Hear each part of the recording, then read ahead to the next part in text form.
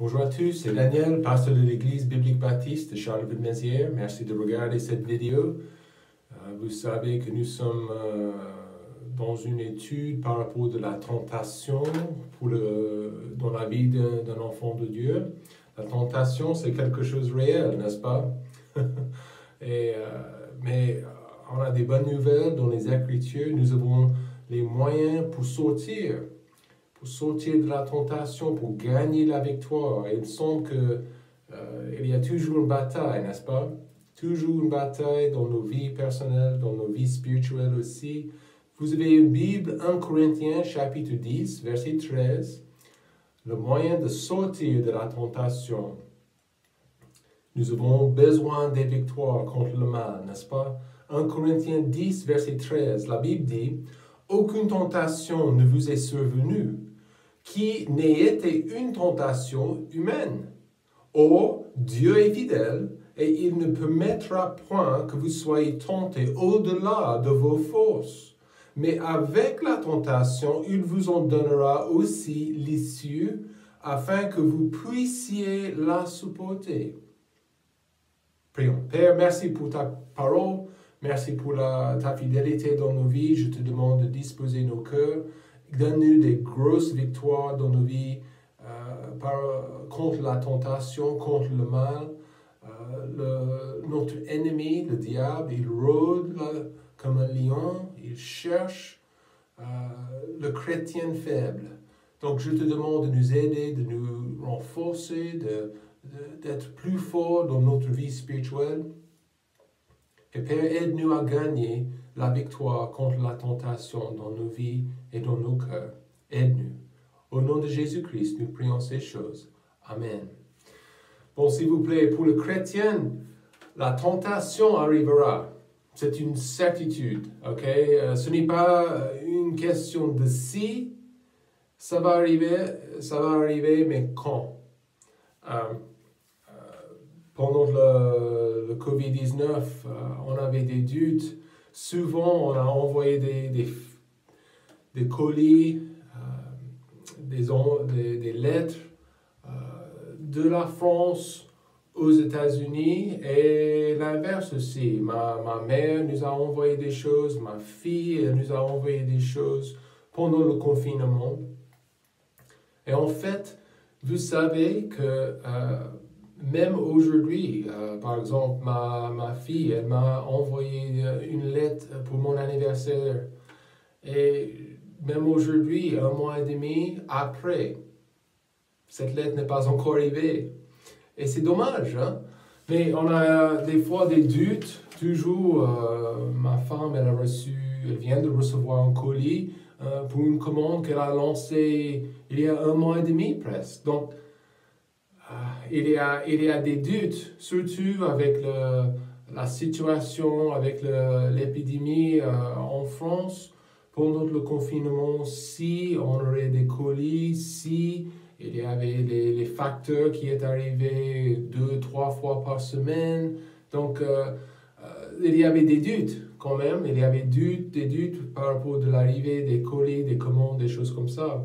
Pas de doute avec la tentation. Nous savons bien que la tentation va arriver. Nous avons déjà vu que notre Seigneur Jésus-Christ, en Matthieu chapitre 4, il a été affronté par le diable même. Et le diable, il avait envie de détourner Jésus-Christ de son but, de la croix. Et est-ce que ça sera différent avec nous comme enfants de Dieu? Est-ce que si Jésus a été tenté, si Jésus a été ciblé par notre ennemi, est-ce que ça fera différent avec nous? Non, pas du tout. On sera ciblé et on sera tenté. Le fait de la victoire de Jésus-Christ contre notre ennemi, ça nous renforce, ça nous aide de savoir dans notre tentation et dans nos épreuves, jour après jour, que nous pouvons gagner des victoires, nous pouvons réussir. Et ça, c'est notre objectif comme des enfants de Dieu, comme des chrétiens. Nous voulons gagner des grandes victoires contre notre ennemi, contre la tentation. Et qu'est-ce que ça va faire? Ça va nous aider à continuer à grandir. Et nous voulons être plus forts. Vous savez, quand vous faites vous faites de la musculation ou de l'exercice, vous trouvez le lendemain que vous vous sentez un peu plus fort. Okay? C'est comme ça avec les muscles, avec notre corps, mais c'est pareil dans le domaine spirituel aussi. Dieu va nous donner la force nécessaire. Nous sommes en Christ. Alors, on a tout ce qui est nécessaire pour vaincre la tentation. Vous lisez des histoires de la Deuxième Guerre mondiale et je pense à ce qui s'est passé en 1900, je pense que c'était 1944, vers décembre. Les Alliés ont été entourés à Bastogne. Et en fait, les Alliés, ils étaient bien encerclés par les Allemands. Les Allemands ils ont continué de pousser vers, c'était quelle ville? Un grand port en Belgique. Mais en fait, les Américains, les Anglais, les Français qui étaient isolés, les Belges aussi, qui étaient à Bastogne, ils se sont battus. Ils se sont battus. Et ils ont bien défendu la ville. Ils ont été bombardés, beaucoup de bombes. Et en fait, mais ils étaient déterminés de ne pas se soumettre aux Allemands, mais de gagner la victoire. Mais vous savez, au fur et à mesure, les Alliés ont réussi de faire des sons, de parachuter les choses nécessaires pour les Alliés en ville, à Bastogne. Les armes, les balles, les cartouches, tout les nécessaires pour vaincre les Allemands dans cette bataille. Et au fur et à mesure, ils ont gagné, ils les ont battus. Mais attendez, Dieu, il fait exactement la même chose avec nous. On est en train de se battre contre le mal, contre la tentation dans notre vie. Et ce qu'il fait, il fait descendre tous les nécessaires pour faire ce combat. Et soyez certains que c'est bien un combat. Dans la Bible, nous sommes présentés avec le bien et le mal. Par exemple, David. David était roi, il était un homme de Dieu, un homme selon le cœur de Dieu. Mais David, il a fait ses erreurs. Il a fait l'adultère avec sa voisine. Et au fur et à mesure, il a décidé de faire tuer son mari même. Oh là là, quelle erreur! Mais la Bible me montre la vérité par rapport de la vie de David, et je peux apprendre beaucoup de leçons par rapport de la tentation, par rapport aussi de ce que je ne dois pas faire. Et c'est une bonne raison pourquoi nous avons dans la Bible une présentation des personnages bibliques, une présentation complète. Je vois comment ils ont vécu. Et évidemment, on ne peut pas, ce n'est pas comme un film quand nous regardons le long de leur vie, mais non. Mais nous avons une présentation biblique, une présentation spirituelle de ces personnages bibliques, Moïse, Noé, les grands personnages, David, les disciples, Pierre, Jésus. Mais la Bible ne présente pas ces hommes comme ils étaient parfaits, d'accord? Ils ont fait des erreurs. Des grosses erreurs, comme moi de temps en temps. Mais la chose importante pour nous, c'est de comprendre que je peux apprendre de leurs erreurs. Est-ce que vous voyez quelque chose qui fait une grosse bêtise avec leur bûche en acte? Et honnêtement, je me dis, je dois faire attention. Mais c'est comme ça avec les gens dans la Bible, avec les personnages bibliques. Dieu a commencé avec les erreurs des Israélites. Paul, il a écrit 1 Corinthiens. Mais Paul, il a commencé en verset 11. Regardez verset 11. « Or, toutes ces choses leur arrivaient pour servir d'exemple. » C'est clair. À la chose à ne pas faire. verset 11, pour servir d'exemple, et elles sont écrites pour nous instruire. 2000 ans plus tard, 3000, 4000 ans plus tard, je peux voir les choses à ne pas faire. Nous qui sommes parvenus au dernier temps. Mais ces choses, ces personnages, ces histoires servent d'exemple pour ma vie spirituelle. Il faut éviter les mêmes erreurs. Il faut éviter aussi les erreurs que j'ai commises dans mon passé. Donc, si j'ai lutté avec un problème, un péché, un mal dans ma vie, donc l'objectif chrétien, c'est de devenir de plus en plus fort, d'avoir beaucoup plus de victoires que de défaites contre ce péché, contre cette tentation dans ma vie. C'est comme ça, on fait du progrès. On fait du progrès jour après jour après jour. Et souvent, on se trouve dans le même piège. C'est vrai, on se trouve dans le même piège. Donc, qu'est-ce qu'il faut faire? Est-ce qu'il faut rester dans la fosse? Non. On se lève et on s'avance pour la cause de Christ, pour l'honneur de notre cher Seigneur. Dieu, il mentionne les erreurs des autres pour une raison, pour corriger notre marche avec lui, pour corriger notre vie, pour nous instruire et pour nous aider à ne pas répéter ces erreurs. Aussi, nous avons ces histoires et ces exemples pour nous purifier, pour nous montrer l'importance d'être pur dans nos pensées, dans nos cœurs. C'est le contraire dans le monde.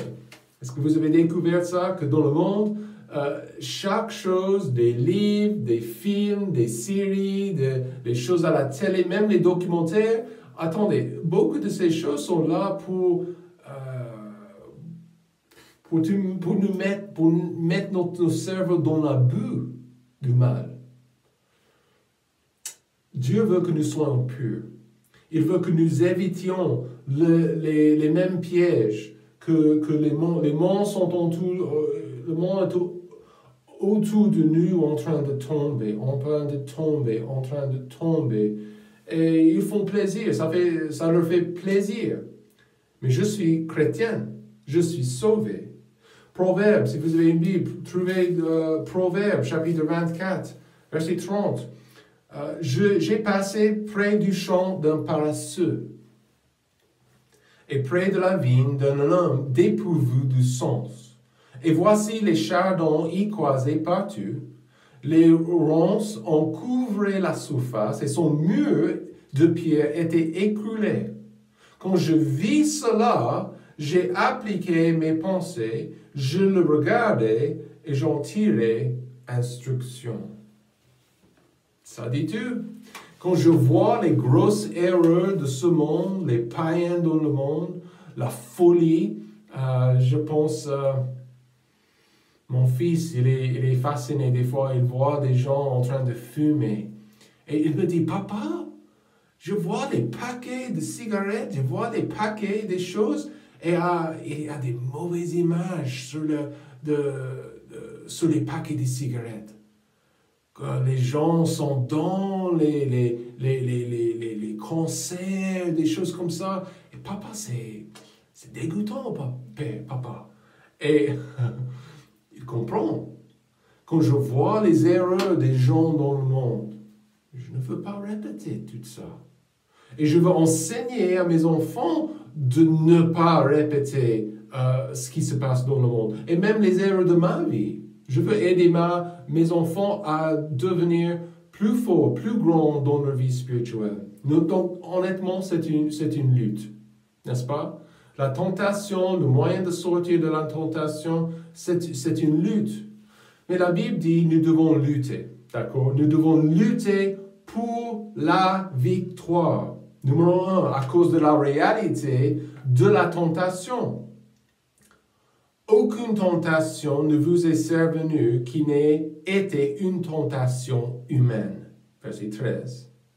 Des fois, nous avons l'impression que tout est mauvais, et la tentation vient, bon, je vais tomber, et c'est sûr et certain.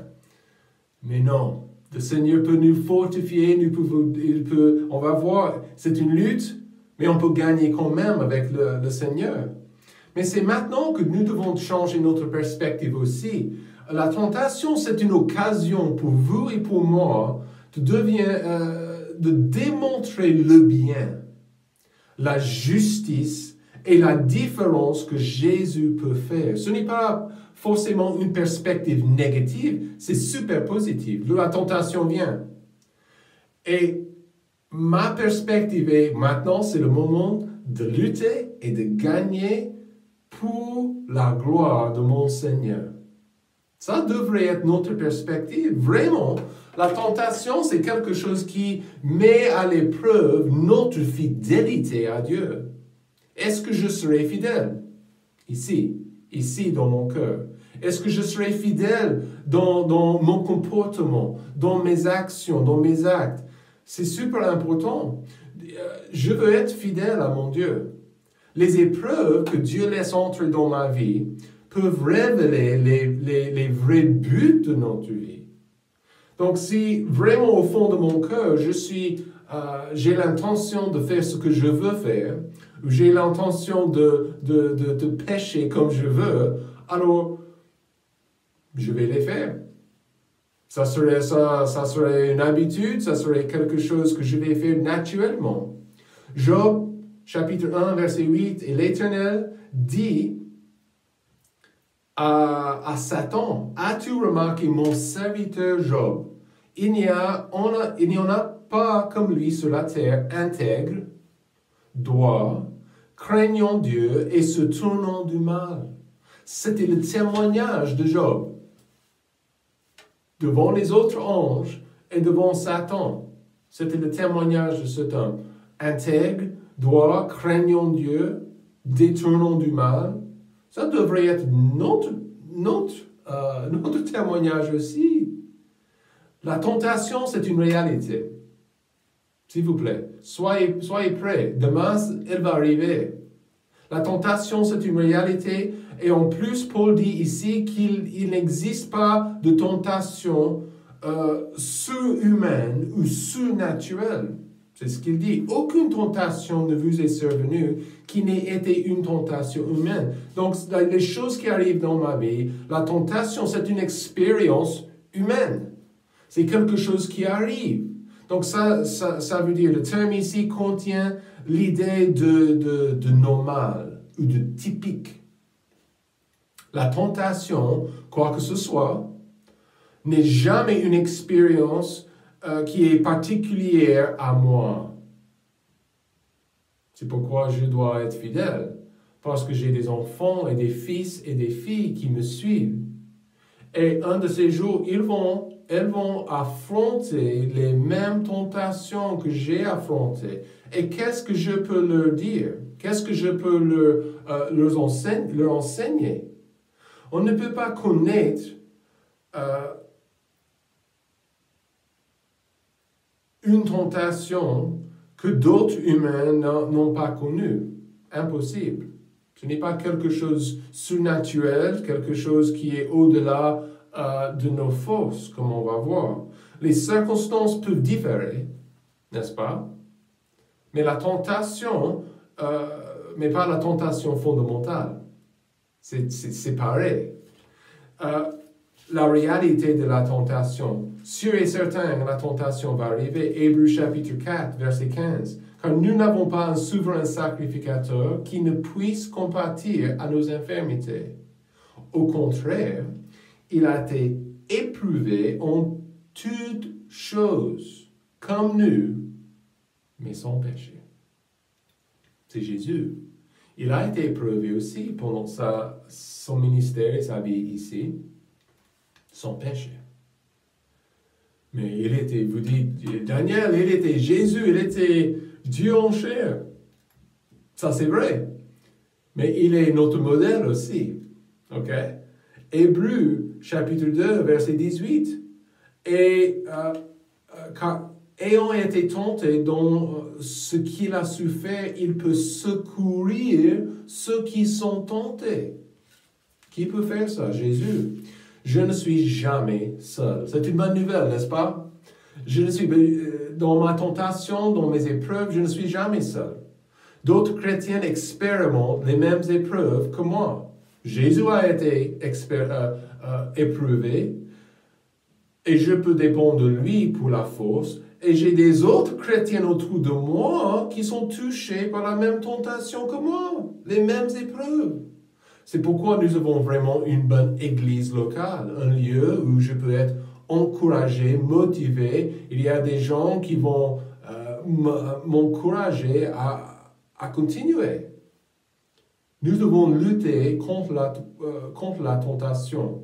On doit lutter pour la victoire. Numéro 2, à cause de la fidélité de Dieu. 1 Corinthiens 10, encore, verset 13. « Oh, Dieu est fidèle, et il ne permettra point que vous soyez tentés au-delà de vos forces. » Ça, c'est une belle promesse. La tentation, sûr et certain, la plupart du temps, la tentation est trop forte pour vous et moi. Trop fort. Est-ce qu'on peut vraiment dire ça?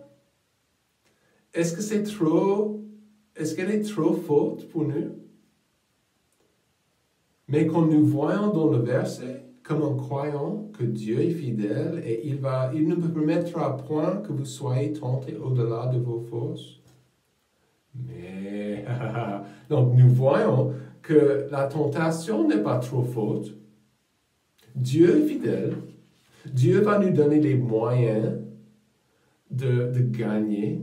Je peux lutter pour la victoire. Donc, encore, Satan, est-ce qu'il peut me forcer à faire le mal? Non, pas du tout. Même Satan ne peut pas me forcer. C'est à nous de s'examiner pour connaître nos capacités spirituelles, pour devenir plus forts jour après jour en marchant avec Dieu, plus forts spirituellement. Et on se rappelle que la fidélité de Dieu, c'est quoi? C'est notre secours. Vous voyez dans les bâtiments publics et dans les magasins, il y a toujours des points de secours. D'accord? Les lieux, des portes de secours, vous pouvez en urgence, vous pouvez quitter le magasin, quitter le lieu rapidement. C'est nécessaire. Dans le même sens, dans cette bataille contre la tentation, Dieu nous connaît. Et il nous donne, il prépare un lieu, une porte de secours. Et ça, c'est une chose importante. Dieu me connaît. Il connaît mes tentations, mes tendances, mes faiblesses, comme je me connais. Il connaît mes limites aussi, même quand je ne les connais pas. Il connaît mes limites. Il connaît ma résistance. Vous pensez à la Deuxième Guerre mondiale aussi, vers la résistance dans ce pays, en France. Ils ont beaucoup battu. Beaucoup de gens sont morts aux mains des nazis qui ont refusé de donner les noms de les autres résistants. Ils ont souffert, ils ont été tentés, ils ont été brûlés et brutalisés et torturés pour donner de l'information. Beaucoup, ils sont morts sans ouvrir leur bouche. Et des résistants. Et ça devrait être notre attitude. Je vais résister. Je vais résister les tentations du diable. C'est pour mon Seigneur que je le fais. Dieu ne me permettra pas que nous subissions des épreuves auxquelles nous ne pouvons pas résister. Mais s'il vous plaît, c'est un appel aujourd'hui pour vous et moi de résister. OK? Jusqu'au bout. Quand vous êtes tenté demain, résiste. Résiste. Dites non à notre tentateur, notre ennemi. Dernière chose, nous devons lutter pour la victoire. OK? À cause du pouvoir du choix. Le pouvoir d'un choix.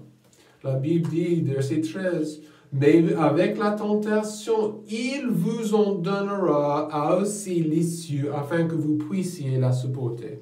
C'est ridicule de dire que le croyant est impuissant contre la tentation. C'est non biblique, ce n'est pas dans la Bible. Je suis fragile, pasteur. Oh, je suis faible, pasteur. Alors, deviens plus fort. Vous dites, oh, je ne peux. Si vous pouvez. Dieu vous donne un choix. Dieu vous donne les moyens spirituels de faire le bon choix. Choisissez bien. Les enfants, vous regardez cette vidéo, choisissez bien, correctement, bibliquement. On a déjà parlé de la prière. Ok? On peut prier pour avoir de la force. On peut faire confiance à Christ quand nous sommes affrontés par le mal. Et le choix est à la fin de la journée, le choix est dans nos mains. Le bien ou le mal. Mais il y a un grand pouvoir dans ce choix. Avec la tentation, il vous en donnera aussi l'issue, afin que vous puissiez la supporter. Dans chaque tentation, il y a un choix. En chaque tentation aussi, il y a l'issue. OK? Les moyens pour sortir de secours. Honnêtement, je suis franc aujourd'hui. C'est plus facile de faire le mal. C'est plus facile, beaucoup plus facile de faire le mal dans ce monde. Tout le monde est en train de le faire. Pourquoi pas moi? C'est facile d'être exactement comme tout le monde. Mais ça prend une personne, un chrétien de courage, rempli du Saint-Esprit pour dire non, c'est terminé. C'est terminé. Je ne vais pas continuer à faire ça. Nous devons déterminer au fond de nos cœurs de faire ce que Dieu veut. Qu'est-ce qu'il veut? Des récompenses éternelles. Moins de culpabilité dans notre vie, dans notre cœur. La bénédiction du Seigneur. Le plaisir de sa présence. Toutes ces choses sont en jeu dans cette affaire qui est la tentation dans nos vies. Donc aujourd'hui, luttez. Amen. Résistez jusqu'au bout. Le Satan, écoutez-moi, il veut vous croquer. Il veut détruire votre vie pour la cause de Christ. Il veut détruire votre efficacité pour Jésus. Aujourd'hui, dans votre cœur, demandez à Dieu de vous aider. Et il va le faire. Ça, c'est notre Seigneur. C'est pourquoi il nous a donné cette promesse. Comptez sur lui. Comptez sur son aide. Comptez sur sa force. Et on va gagner des grandes victoires contre Satan. Que Dieu vous bénisse et résistez.